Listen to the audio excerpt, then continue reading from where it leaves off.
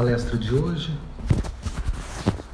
número 99, Significado do Ego e sua transcendência.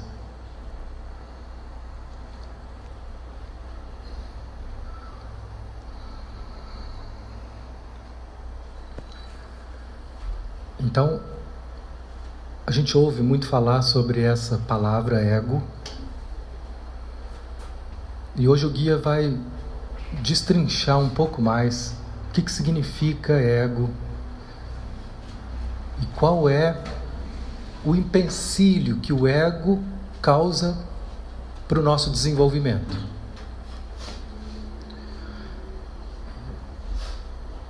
Tem muita gente que olha para o ego e muitos caminhos espirituais que olham para o ego como um inimigo, não é?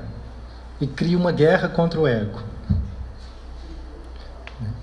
O guia vem falar que o ego é parte da nossa natureza divina, que ele contém tudo que é divino, e que se a gente montar uma guerra contra ele, a gente vai se machucar. Mas o ego não é só divino. Quando ele está em distorção, quando ele está doente, quando ele está em desalinho, ele que vai criar todo obstáculo para o nosso desenvolvimento. Então, faz parte do nosso trabalho conseguir olhar, conseguir detectar para isso que ele está chamando de obstáculo, e que às vezes a gente lida na nossa vida e já incorporou algumas dessas posturas como se fossem normais. Já está no automático ser assim. Então ele está chamando a atenção para que a gente possa olhar, destacar e sair do automatismo para começar um processo de mudança. E entender que por trás disso que a gente chama de normal, não sou assim mesmo. Por trás disso tem todo um jogo, né? Ele vai dar um nome nessa palestra, são os truques do ego. São truques que faz com que a gente pense que tem que ser assim, quando na verdade nós estamos perdendo oportunidades, perdendo um jogo da vida. Então, uma das definições que ele dá para o ego é que ego significa fragmentação. O ego foi formado no momento em que a gente se distancia da consciência divina. Faz parte do nosso processo de evolução, na formação humana desse ego. A gente, ao formar esse ego, a gente forma também uma distorção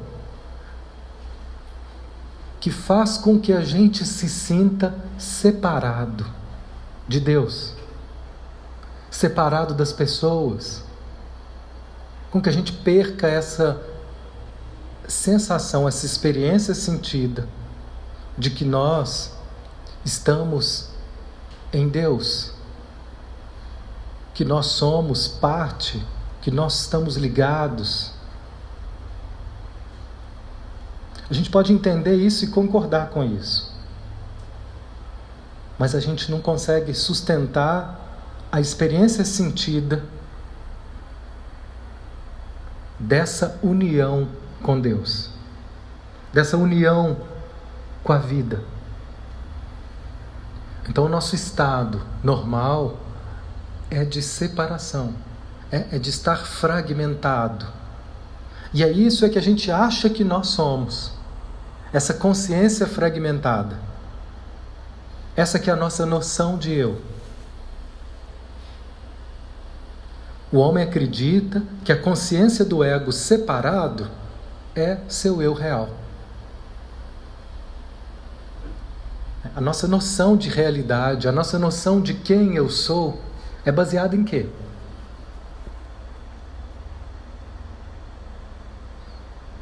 Nas nossas percepções né? No nosso nível de consciência, nos limites que a gente encontra para poder definir o que eu sou e o que eu não sou. Isso é muito restrito. No fundo, ele diz, no fundo, nós somos tudo. Tudo está em nós.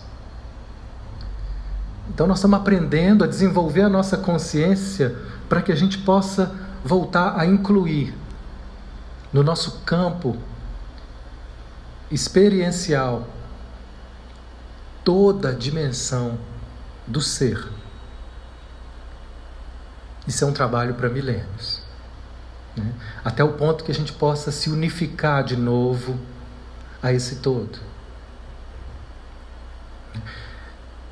A gente aprende nesse caminho, nesse estudo, que os animais, eles vivem nessa consciência unificada.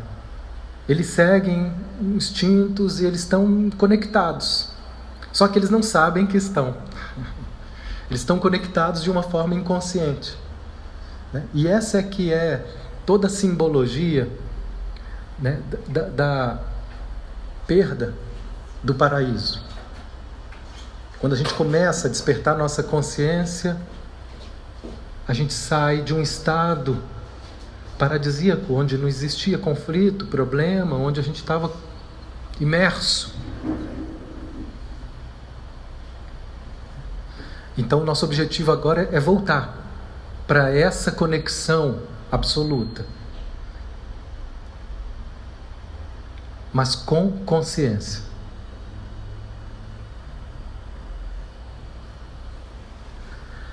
A tarefa de toda entidade submetida a essa fragmentação e, portanto, ao ciclo de nascimento e morte, é ampliar o seu campo de atuação, sua percepção, sua consciência e seu poder de criar.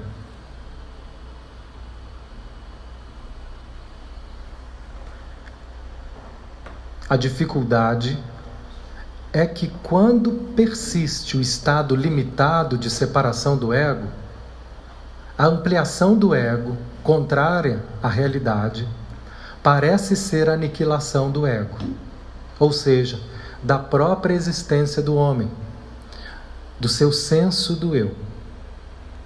Então, olha o nosso dilema. É a nossa tarefa,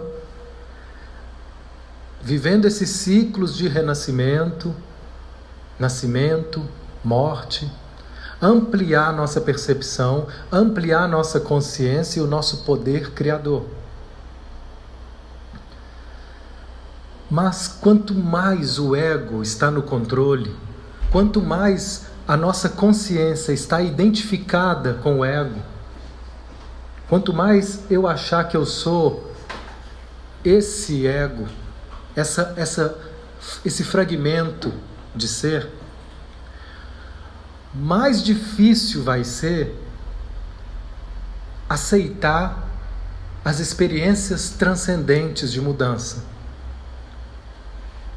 Porque essas experiências de mudança na nossa vida, que poderiam nos levar para a libertação e para um estado de consciência mais pleno, de paz, de amor, essa mudança vai ser sentida pelo ego como uma morte.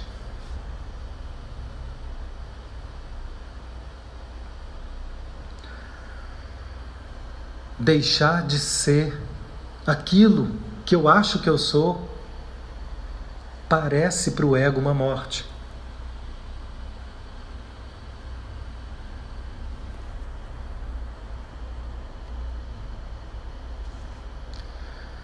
Então eu fiquei pensando, o que faz com que a gente, na nossa vida, sinta que a gente tem valor? O que faz com que você se sinta uma pessoa que tem valor.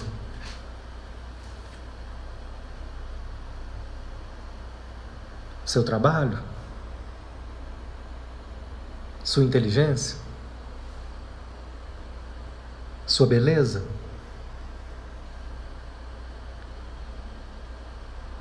Imagina perder isso.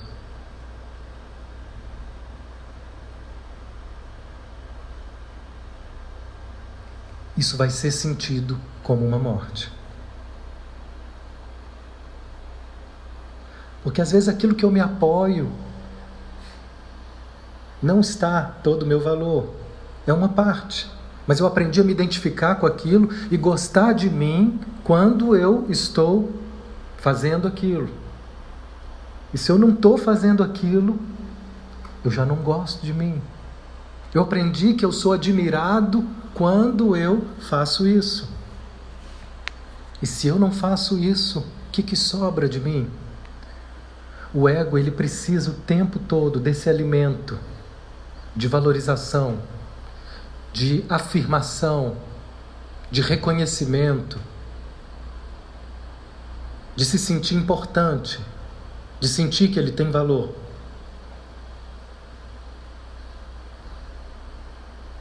Então, os orientais, né, tem um filme que é muito interessante, 7 anos no Tibete, um filme antigo. E um oriental e um ocidental se encontram. E aí o ocidental chega lá e ele só se vangloriando, só contando vantagens, né? Só mostrando a satisfação de ser, de ter, de dar conta. E aí o oriental olha para ele e fala assim: nossa, aquilo que você se esforça para poder se agarrar, a gente passa a vida inteira tentando soltar. A gente passa o tempo todo fazendo força para poder fugir. E você está abraçando com força. Então a gente abraça com força e se prende a tudo aquilo que faz com que a gente se sinta valorizado. E nos momentos que a gente se afasta disso, a experiência sentida é de vazio, é um sentimento de desânimo, às vezes até de depressão. Muitas pessoas entram em depressão quando perdem situações que elas se sentiam importantes.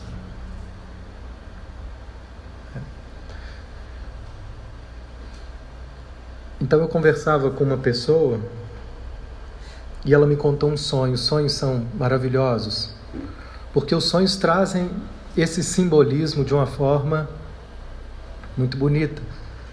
O simbolismo da morte como um processo de transformação. E no sonho essa pessoa estava caminhando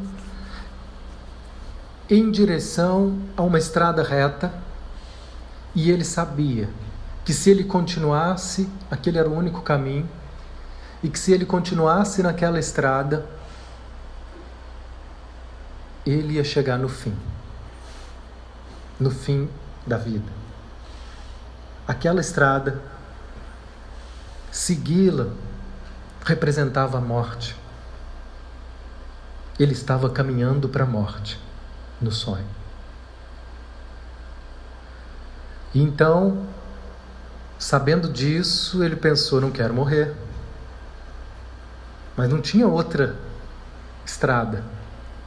Só tinha uma estrada reta em direção à morte. Era o único caminho. E ele estava de moto e acelerando em direção ao fim. E então ele vira e se joga no precipício. Esse é o sonho. Se jogar no precipício significava adiar aquele destino. Talvez ele sabia que Ele ia se machucar naquele precipício, mas era uma alternativa. Então a gente foi conversando. E eu perguntei a ele, o que na tua vida parece que está caminhando para a morte? E aí ele disse, o meu relacionamento. Há pouco tempo eu comecei a pensar que meu relacionamento ia acabar. Então o sonho traz essa simbologia, né? Tinha algo morrendo, né? Ele sente como uma morte o fim daquele relacionamento.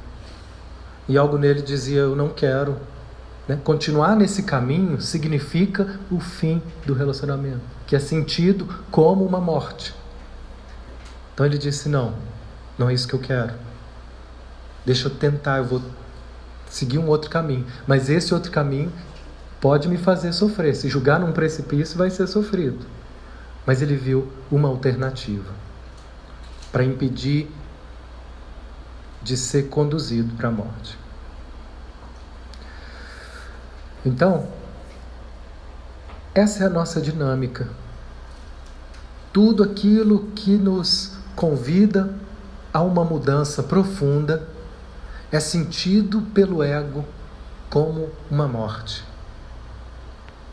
E ele vai explicar por quê.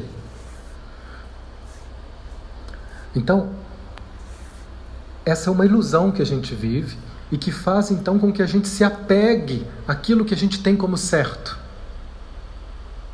para poder evitar essa sensação absurda de descontrole e de morte.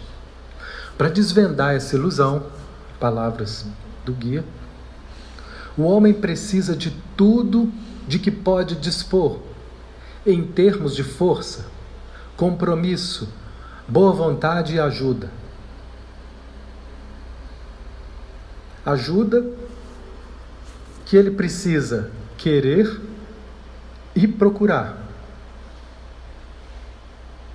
Essa é verdadeiramente a busca do homem, a luta do homem. É somente quando ele avança passo a passo, superando a resistência intrínseca e inata, a ir além desse estado separado, que ele descobre aos poucos que existe outra vida além do estado do ego.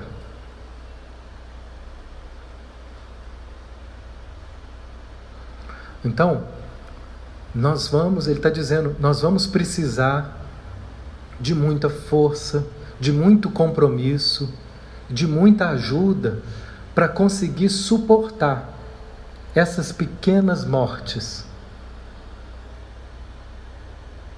Por isso que nessa música do São Francisco, a gente compreende o sentido de Francisco quando ele diz, é morrendo que se vive para a vida eterna. Ah, então tem que me matar? Não. Mas algo em você precisa morrer. Né? Significa que o meu amigo lá precisa morrer? Não, mas algo nele estava caminhando para a morte, para o fim. Algo em nós precisa morrer para poder nascer o homem novo, que o Evangelho fala. E a gente se agarra ao homem velho. A gente se agarra aos velhos hábitos, aos velhos lugares onde a gente se sente seguro, onde a gente se sente amado, onde a gente se sente importante. A gente se agarra a isso, que é isso que a gente tem. E é insuportável, muitas vezes, para nós, viver sem essa sensação de ser importante, de ter valor, de ser reconhecido. É insuportável perder aquilo que a gente acha que é. Mas o que o guia vem trazendo com essa reflexão é algo mais ou menos assim: você não é quem você acha que é. Você é muito mais. Existe um continente enorme a ser explorado. Nisso que você chama de eu. Mas navegar nesses lugares inexplorados é uma aventura muito ameaçadora para o ego.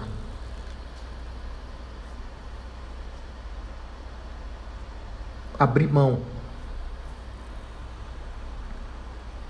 do conhecido.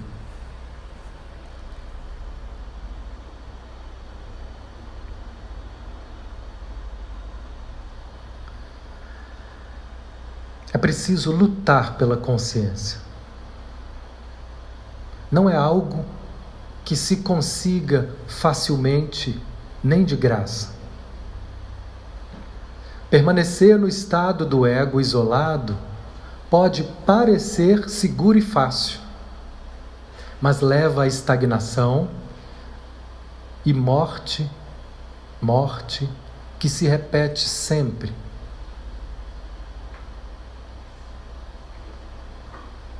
Então a gente às vezes fica nesse lugar estagnado. E é a dor e essa sensação de morte é que vai nos movendo e nos tirando desses lugares. O ego usa muitos truques para manter esse estado limitado e separado, para impedir o movimento que o supera. O guia fala: vida é movimento. Isso é vida. Os truques do ego, e o ego, ele se move desde que seja do jeito dele. Eu vou me deixando o movimento desde que não saia do meu controle.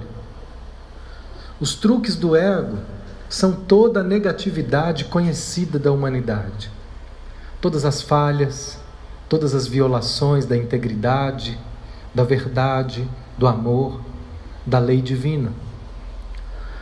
Como todas essas negatividades e falhas, como já ressaltei muitas vezes, podem ser resumidas na tríade formada por orgulho, obstinação e medo.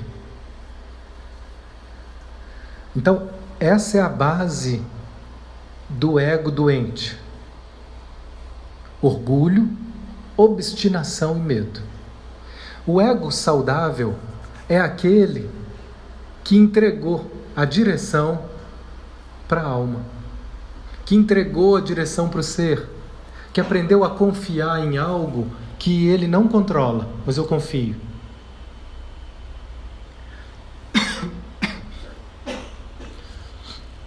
Eu sempre me lembro das referências que a gente tem do Cristo, dos primeiros cristãos,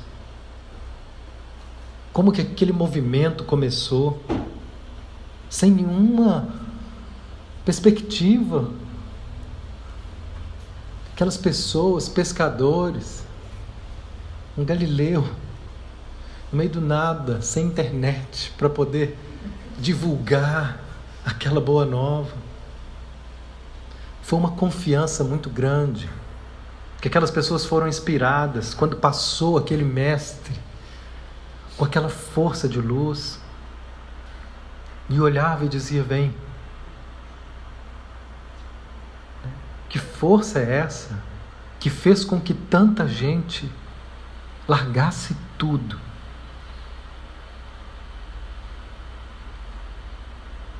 Para aquelas pessoas que têm o ego como referência, ainda vão sempre olhar para isso como um absurdo, um fanatismo, uma loucura, porque eu não consigo ver vida além do ego. Mas esse mestre, ele veio dizer: olha, existe uma vida muito maior, onde isso aqui é muito pouco. A referência que ele tinha de eu estava muito além da vida do corpo físico. Deixa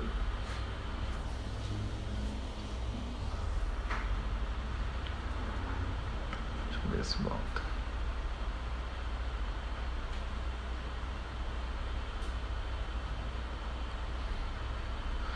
Então agora, para que a gente consiga, fazer esse tipo de entrega, nós vamos precisar vencer esses 3 principais obstáculos que todos nós temos, em maior ou menor grau: o nosso orgulho, o nosso medo e a nossa obstinação.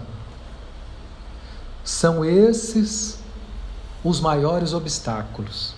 E ele vai agora falar um pouco dessas características que a gente já viu e que ele vai repetir, porque a gente precisa de olhar para isso várias e várias vezes, porque não é porque a gente estudou isso em algum momento que isso esteja superado. Então isso é sempre algo que a gente vai poder ver uma dimensão nova a respeito do medo, do orgulho e da obstinação. Então ele diz: o medo do ego de perder o seu estado atual de existência é tão grande que desaloja o instinto de autopreservação. O ego usa esse instinto na batalha para preservar sua consciência atual. O medo sempre cega e distorce a verdade e a realidade. Nós somos cheios de medo.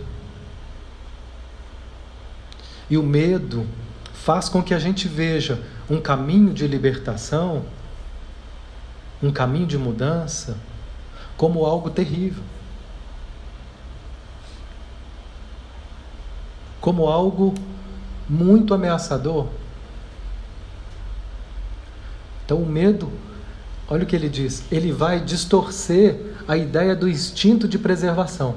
É importante que a gente tenha medo. E o ego saudável, o medo saudável, ele vai fazer com que eu use o cinto de segurança na hora de dirigir.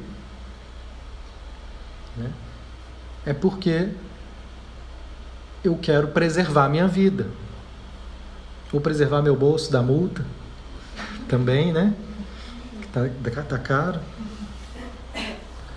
O medo saudável, ele vai cuidar da nossa vida. Ele vai fazer com que ao atravessar a rua eu olhe antes para os 2 lados.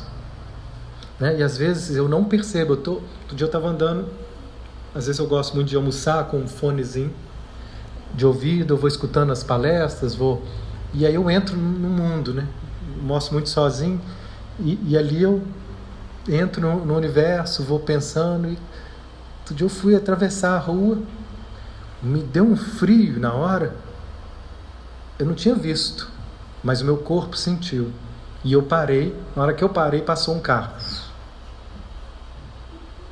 Esse é um instinto saudável do ego, que me deu um frio e me fez parar e preservou minha vida. Que bom. Então, nem todo medo ele está contra, Aqui nós estamos falando de um medo que ele puxa o freio de mão no momento que é para a gente ir além. Dá mais um passo. Porque o ego, ele não quer perder aquilo que a gente já conquistou. Nós já conquistamos algumas coisas. E o medo de perder isso que a gente tem como referência, é como se ele quisesse o tempo todo dizer: olha, cuidado, não sai daí não, senão você vai perder isso que você tem. Como se eu não pudesse ganhar muito mais. Então o medo vai nos cegar e distorcer a realidade. A outra dimensão é o orgulho. O orgulho mantém o nosso estado de separação das pessoas. É o orgulho que faz com que a gente se sinta separado e cria um conflito irreal e artificial entre nós e os outros. O orgulho vai dizer: eu sou melhor do que você. Mesmo que eu não fale, eu penso. Sou mais do que você. Ou eu posso olhar para o mundo e dizer: eu preciso provar para o mundo que eu tenho valor, que eu sou admirável. Eu preciso provar que eu sou melhor. Eu tenho que me destacar. Preciso superar os outros. Tem uma pessoa que estava uma ansiedade, uma pilha. E ele não para. É um daqueles hiperativos, trabalho, sai de um negócio, começa, faz um mestrado, faz outra coisa. E a respiração curta, ofegante. Quando ele para, às vezes ele para um pouquinho e ele, dorme. Não consegue sustentar a consciência num estado de paz. Ele só se autoestimula com o trabalho. E aí um dia eu convidei ele a escutar o que movia tanta ansiedade. Para um pouquinho e sente. O que te deixa tão ansioso? O que você quer quando você quer tanta coisa? Sai de um relacionamento para outro, uma pessoa atrás da outra, sabe? Ele não consegue parar, ele não consegue degustar as coisas. Ele não consegue parar numa conversa, escutar. É uma hiperatividade o tempo todo, uma ansiedade enorme. O que você quer quando você quer tanta coisa? Não é uma decisão racional. Nem ele sabia. A gente estava tentando compreender essa motivação. E aí vem uma palavra que diz, um pensamento que surge, que ele escuta, que vem desse lugar, que diz: eu quero ser o melhor.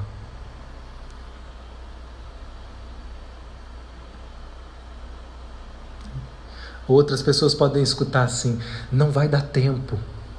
Eu tenho que fazer, não vai dar tempo. Não vai dar tempo de quê? De ser grande, de ser importante, de ser melhor, de me destacar. Então, por trás de toda essa ansiedade, sabe o que existe? Por trás de toda ansiedade, minha helper sempre repete isso, existe uma imagem idealizada. Existe um estado ideal que a gente está buscando. Esse estado ideal que faz com que a gente se orgulhe de nós. Não existe ansiedade com pessoas que vivem em plena simplicidade. Quem é muito simples, muito humilde, não é? Não parece que eles estão mais em paz? Já estou me excluindo dessa classe aí. Quero aprender com eles. A vida não passa. Eles estão em outra vibração, né? Porque eles estão aceitando a vida. Eles não estão preocupados se eles não são maiores. Eles não estão preocupados se eles não estão fazendo o que é o melhor. Eles não estão preocupados se o outro é maior do que eles. Estou fazendo o meu. Nossa orientadora espiritual há anos fala na minha cabeça, para ver se um dia entra: meu filho, não é a quantidade que importa, é a qualidade. Faça o pouco com muito amor. Coloca muito amor naquilo que você dá conta de fazer. É outro enfoque, é outra percepção, é outra conotação, que eu achava que para ter valor, que eu achava que para ter importância, até para Deus então dizer: joinha para esse rapaz aí, gente, curtida, like pro rapaz, olha o tanto que ele fez.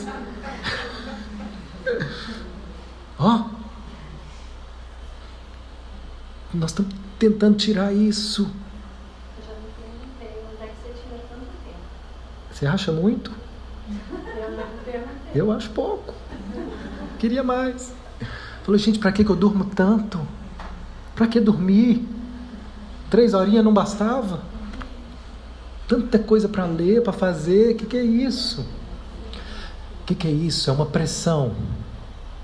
Então, se a gente parar um pouquinho para escutar a nossa pressão, ela pode estar trazendo algo nesse sentido. Que pressão é essa? Aí a gente escuta um tenho que. O que você tem que? Eu tenho que. Tenho que dar conta. Tenho que dar conta. Para quê? Aí se a gente vai investigando, o que a gente vai encontrar lá no fundo é isso. Para que eu seja melhor. Para que eu possa então provar para o meu pai, para minha mãe, olha aqui, agora você vai ter orgulho de mim. Agora, quem sabe eu vou receber o que eu não recebi quando eu era uma criança. O que faltou. Então é tudo uma compensação. Por trás disso tudo, o que existe lá no fundo de nós é um desamor. Que a gente busca compensar com essa imagem idealizada. A gente busca equivocadamente admiração, como se isso fosse amor. E não é. Aí vai ser sempre pouco. Sempre pouco.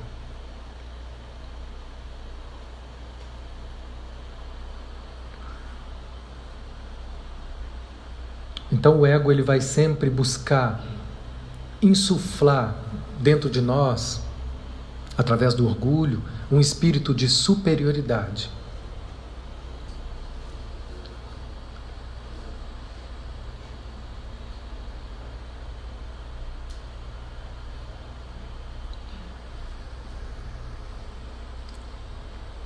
Mais uma dimensão desse lado que é muito forte. Eu destaquei mais um outro trecho dessa palestra.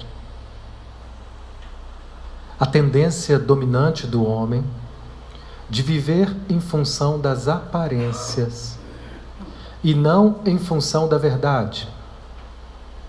Em função dos seus verdadeiros sentimentos e interesses, se enquadra nessa mesma categoria de orgulho.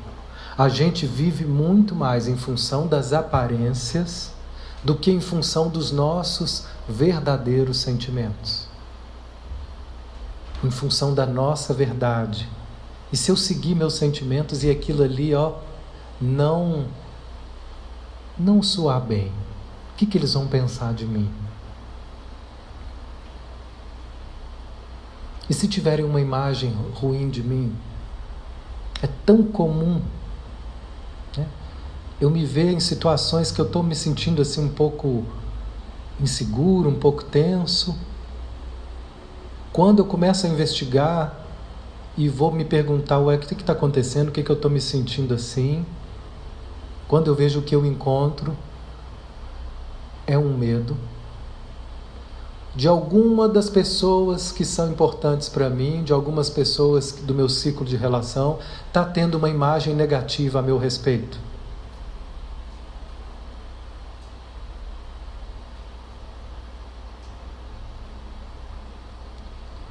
Não é algo que eu controlo, eu sinto. Mas quando eu consigo olhar para isso, eu vou desarmando esse mecanismo que faz com que a gente, às vezes, adote posturas que não representam a nossa verdade, mas adotem posturas que representam aquilo que eu acho que o outro vai gostar que eu seja. Aquilo que o outro vai me aceitar, vai fazer com que o outro me aceite. Porque o nosso ego é muito dependente dessa aceitação. A partir do momento que a gente vai se curando e transformando os nossos medos, nós vamos aprendendo a confiar mais na nossa verdade e dar passos mais independentes da aprovação das pessoas para seguir o nosso caminho. Então, os estudiosos da vida do Cristo, eu estava escutando Haroldo outro dia falar, Haroldo Dutra, E ele falou uma coisa que me fez pensar muito, que o Cristo, ele foi muito reconhecido pelo que ele fez, mas a gente precisa valorizar muito aquilo que ele não fez. Ele frustrou muita gente. Ele decepcionou uma multidão enorme. Decepcionou tanto que selou um destino amargo.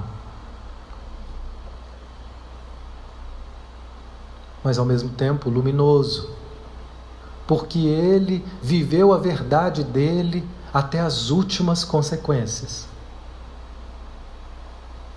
E se teve uma coisa que não o parou, foi o medo. O medo não o parou. Mas nós vamos te matar, não tem problema. Nós vamos te bater, eu continuo afirmando a minha verdade. Nós vamos acabar com você. Não, vocês não vão acabar comigo. Minha verdade vai continuar ecoando no coração dos homens.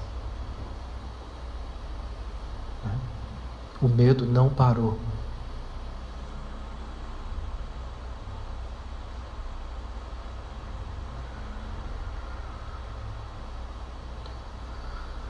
Então, ele continua dizendo, a ilusão do estado do ego separado é tão forte que parece mais importante para nós criar uma impressão do que considerar esse sacrifício trágico e inútil que a gente faz por um ganho imaginário que jamais pode ser auferido. A gente se sacrifica por ganhos imaginários. A gente sacrifica a nossa verdade, o nosso ser,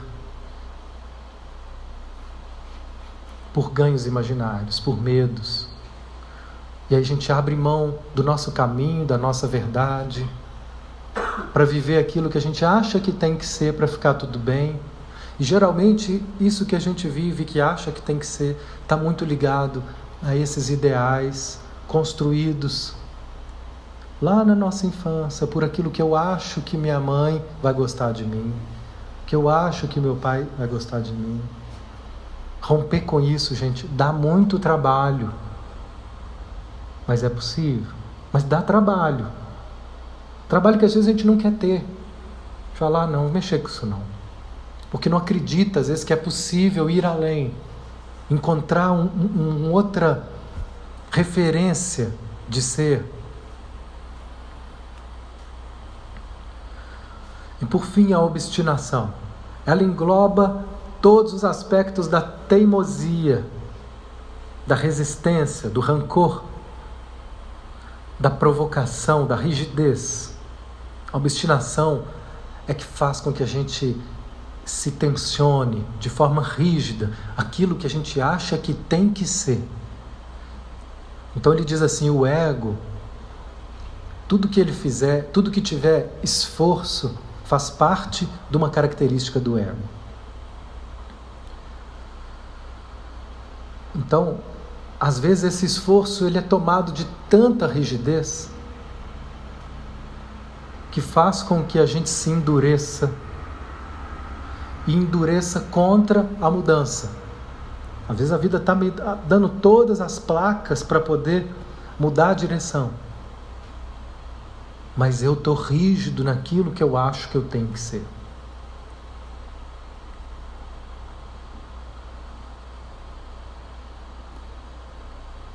Um endurecimento contra a mudança e contra a expansão para um novo território espiritual. Esses traços, na verdade, expressam o seguinte: vou ficar onde estou e como estou. Isso é obstinação.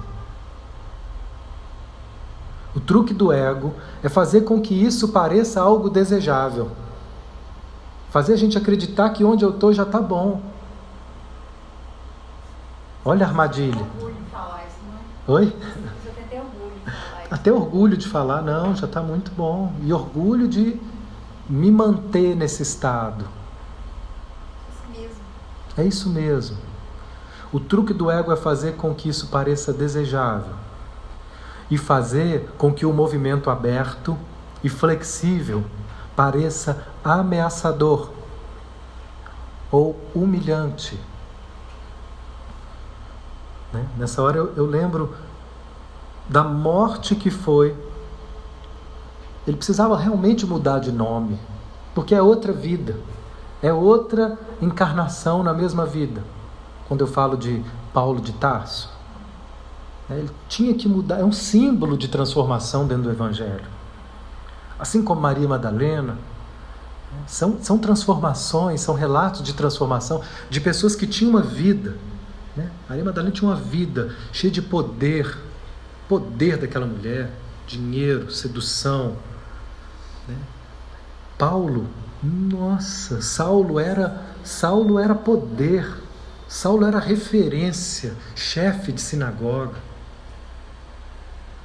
E olha, aqui que ele foi reduzido aos olhos do mundo. Ele virou um maltrapilho. Ele perdeu tudo aquilo que o mundo considerava valor. Ele foi renegado, ele foi deserdado, ele foi rejeitado por toda a comunidade. Suportar isso, gente. Ele tinha que estar muito comprometido com uma outra força para suportar isso sem desistir, sem entrar em desespero. Doeu. Claro que doeu.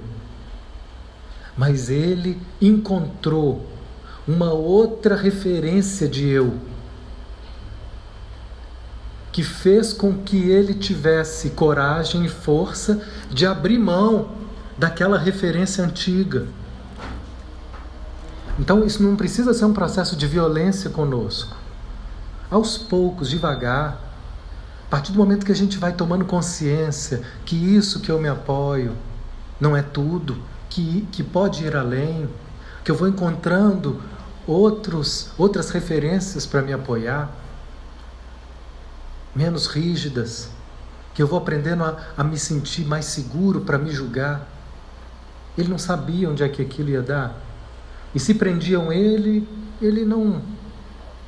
falava, eu sou um prisioneiro do Cristo, então está tudo certo. Então aqui na prisão ele ia convertendo os guardas, ele ia falando de amor onde ele estava. Ele falava, gente, eu já não tenho, eu não tenho controle sobre a minha vida. Minha vida agora pertence ao Cristo. Então, aos olhos do mundo, ele estava falido. Mas aos olhos de Deus, aos olhos do Espírito, esse homem irradiou uma luz para o nosso planeta. Ele foi o maior responsável pela divulgação do cristianismo. Ele entrava em cidades com a maior hostilidade. Ele era expulso de cidades a pedrada. Falava assim, não, vamos para a próxima, vamos lá. Que força era essa? Né? De onde que ele tirava tanta força para poder continuar diante da hostilidade do mundo, né? Do desprezo do mundo? Ele encontrou um núcleo de amor, ele encontrou um lugar aqui dentro dele que fazia valer que esses sacrifícios não eram vistos por ele como uma destruição, mas como algo que estava sendo construído em nome de algo muito maior. Assim como a vida de Chico, chegou um determinado momento que ele recebeu a instrução dos mentores espirituais dele. A partir de agora, a sua vida está desapropriada. Até o momento ele foi escolhendo. Você quer? Quero. E aí a orientação do guia é a mesma orientação do guia do Chico. Quando Emmanuel se apresenta para Chico Xavier e ele diz, temos um projeto para você. A espiritualidade está investindo em você e tem um projeto. O que nós pedimos? Aí ele fala, e o que eu preciso fazer? Aí Emmanuel fala, o que nós pedimos para você são 3 coisas. Disciplina, disciplina, disciplina.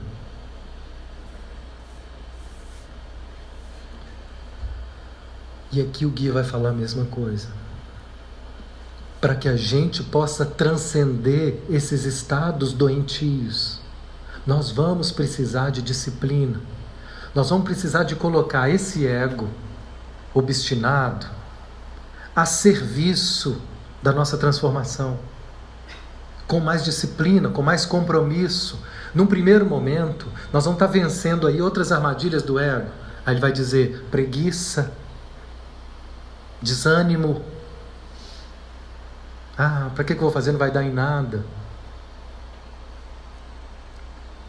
Para que a gente possa, então, num primeiro momento, vai trabalhar com esforço. Puxa vida, todo dia fazer isso, né? O que ele nos convida, revisão diária, todo dia. A gente parar um momento e falar o que eu hoje vivi de significativo que me afetou, o que mexeu comigo, o que eu pensei nessa hora que isso me afetou. E eu vou então aprendendo a me dar conta de quem eu sou, comprometido com disciplina, com trabalho, reservar um tempo para esse trabalho interno, com frequência, com constância. O ego carece de disciplina e de perseverança, palavras do guia, do empenho e da fé, para se aventurar além do seu âmbito atual de percepção. O sofrimento é uma consequência necessária quando vocês se recusam a sair do estado atual.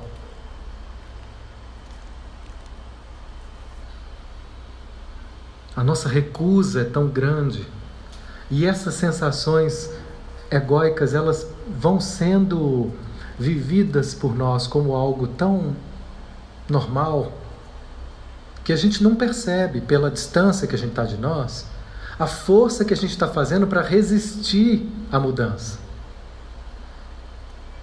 Outra característica dessa resistência é o medo que a gente tem de se expor, de expor os nossos sentimentos verdadeiros. A gente gasta uma energia enorme tentando nos esconder, tentando mascarar, tentando mostrar só uma parte que pode ser apreciável por nós ou pelas pessoas. E nessas horas, onde a gente não está conseguindo nem se dar conta que a gente está vivendo nesse estado de resistência, a única coisa que vai fazer com que a gente rompa essas barreiras é o sofrimento. Aí o sofrimento vem para poder romper barreiras, para poder nos arremessar para um outro estado.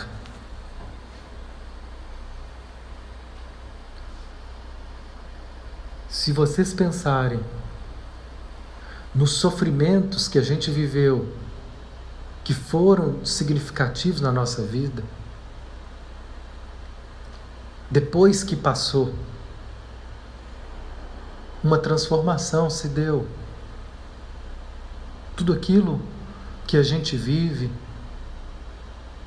com esse sofrimento pode nos impulsionar para um novo estado de consciência. Essa é a função do sofrimento na nossa vida. E se ele não foi possível te julgar para um outro estado, não preocupa. Daqui a pouco vem outro. Vem outra onda. Vem outra onda. E ela não para. Porque esse é o amor de Deus, é o amor das leis divinas, que não nos permitem estacionar num estado pela eternidade. Permite que a gente estacione por um certo tempo. Chega um momento que essas leis, por amor a nós, elas vão começar a nos arremessar para frente. Rogers fala de uma tendência atualizante da vida. A vida tem uma tendência atualizante. Que é isso? É uma lei divina. É da lei que a gente se atualize. O telefone ele fica obsoleto lá. Na versão antiga, os aplicativos não rodam mais.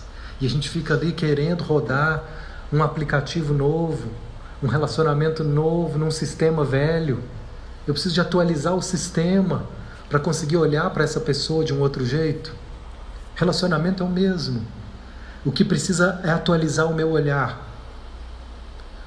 E a gente está tão preso no velho, nas imagens, não só que a gente criou de nós, mas a gente também cria uma imagem das pessoas que estão do nosso lado. Como se você conhecesse essa pessoa. Só porque você está vivendo com ela 20 anos. Você não conhece. Você criou uma imagem dela. E às vezes ela é muito mais. Tem um monte de outras dimensões dela que você não está conseguindo ver. E que outra pessoa que chega vê.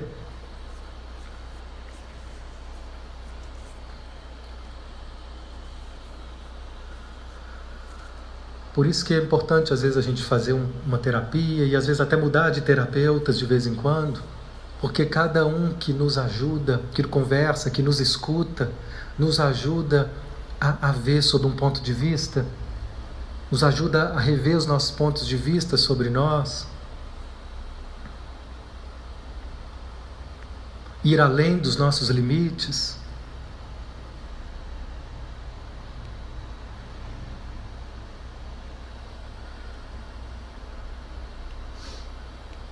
Nós estamos preparando para encerrar.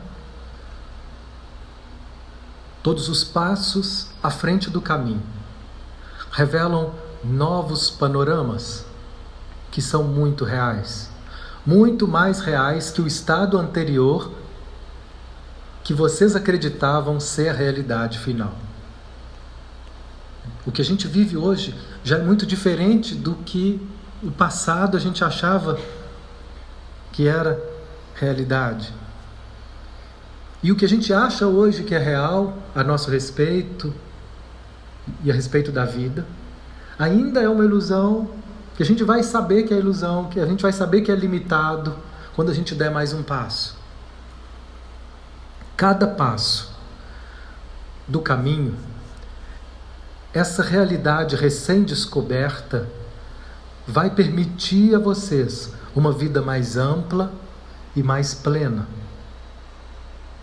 O resultado é mais alegria, mais paz, mais consciência, mais compreensão do belo e profundo significado da vida, mais criatividade e mais conhecimento intrínseco da realidade da vida, em oposição à ilusão da morte, à ilusão da finitude. Cada passo um pouquinho mais de paz. Cada passo um pouquinho mais de consciência. Um pouco, cada passo. Mas cada um desses passos só pode ser dado se houver um enorme investimento da parte de vocês. Então, em vez da gente esperar a onda de sofrimento que vai nos arremessar, por amor, pela lei, a gente pode antecipar a onda. A gente pode pegar um jacarezinho nela também quando ela vier. Que aí a gente usa do sofrimento, da experiência como uma grande transformação. Que é no meio daquele caos eu me perguntar: o que eu preciso aprender com isso? Às vezes é possível. Aí eu pego um jacarezinho. Mas antes dessa onda chegar, isso não vai evitar que ela chegue às vezes, mas pode evitar muitos sofrimentos desnecessários. Se eu investir, se eu me concentrar minhas energias nesse caminho, se eu me colocar mais disponível de dar um lugar, não precisa ser sua vida inteira, ficar o tempo todo bitolado nisso, não é isso. Tem muitas outras coisas importantes, trabalho, família, coisas do mundo. É só que eu tenha uma parte da minha vida, e essa parte vai ficando cada vez mais significativa, uma parte que ela seja dedicada a esse caminho, a esse propósito de transcender, de ir além, de ver onde que eu estou preso, qual dessas dimensões do ego que está me prendendo para que eu esteja vivendo essa sensação de sofrimento, de isolamento. Quem ainda quer comodidade e resultados fáceis e sem esforço, jamais poderá atingir esse novo estado. O ego, na ilusão dele, ele quer desde que seja fácil. Ele quer o cômodo. O atalho. Tem um atalho, é por aqui, mas tem um jeito mais rápido, mais fácil. O ego pensa só nisso, não quer ter o trabalho. Dá trabalho, mas compensa. Compensa não é só lá no fim, não. Não é só depois da morte, não. Compensa a cada passo real que eu der em direção à verdade. É um pouquinho mais de paz e de plenitude que a minha vida vai ter. Ok, encerramos. Convido então vocês a fecharem os olhos. E mais uma vez respirar um pouco dessas palavras.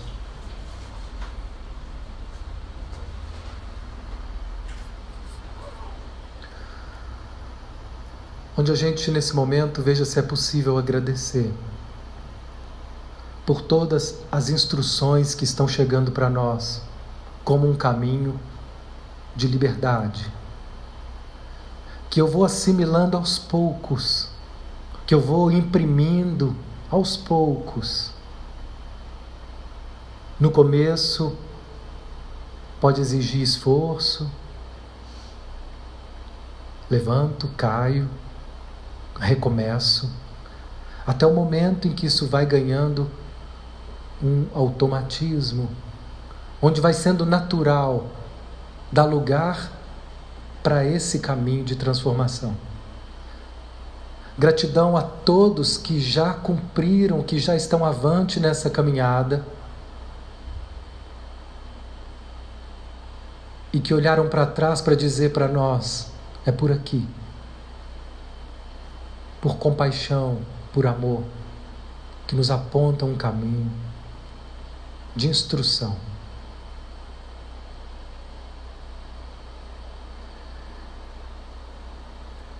Agradecemos a todos os nossos amigos espirituais. E mais uma vez aqui a gente firma esse compromisso. Eu quero vencer as minhas resistências. Eu quero ajuda para ir além dos meus limites e encontrar uma vida nova, mais plena, mais rica, mais satisfatória, mais cheia de alegria, de prazer. Eu me disponho a pagar o preço. Cada vez mais eu busco força para essas decisões. Que assim seja.